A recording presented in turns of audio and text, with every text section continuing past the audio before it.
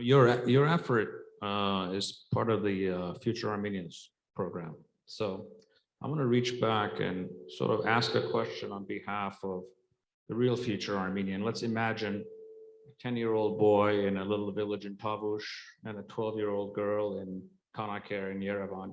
Ultimately, they are the future Armenian, and everything that you're doing is actually for especially the kids that don't have the privileges the wealthier kids have. What is it in your programs that you have done in the past? And more importantly, what is it in the programs that you're looking to do in the future that can qualitatively help that 10-year-old become a robotic expert rather than someone driving a tractor, or the same thing for the girl? What do we do? What is it in your programs that is targeting the least of us and giving them a better future? Eric, let me just answer it from a different standpoint, because your invitation to say, what can we do for these people, is something that's been attempted to address for quite a long time.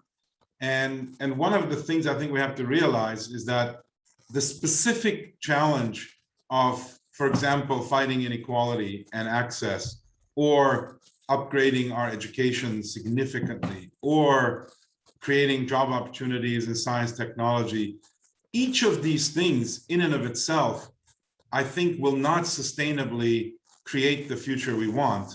All of them together will.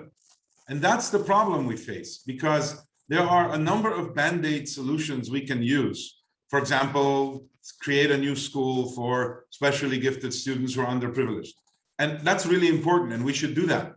But that in and of itself assumes a country with healthcare, a country with prosperity, enough resources to defend itself, and all the other things. So I think the reason we set forth a number of vectors in trying to describe and drive a consensus discussion around our future is that I'm afraid that just fixing the particular issue isn't enough. We have to create a systemic change. And I know well that Armenians are generally, because of our long history, a highly skeptical group. We are very skeptical, especially about what other Armenians say or do.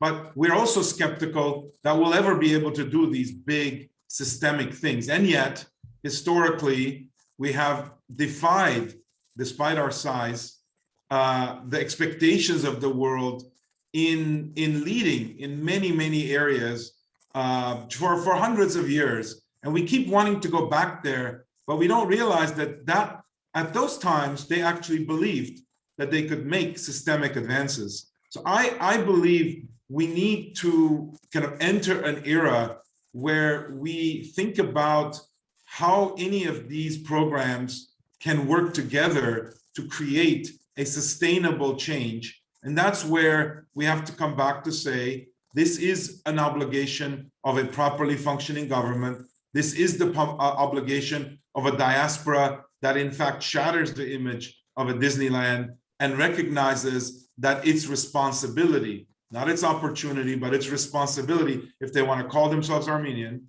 is to engage in this existential struggle and not to assume that that's not their business because they live somewhere else. If we can't bring all these things together, and we can, in my view, the difference between us doing it and not starts with our belief that we can do it. And so despite our skepticism, we have to suspend our skepticism to be able to fight the disease that was mentioned earlier. So I think we can help the young folks you're talking about, but I just want to point out that if it's done as a point solution, it will not last.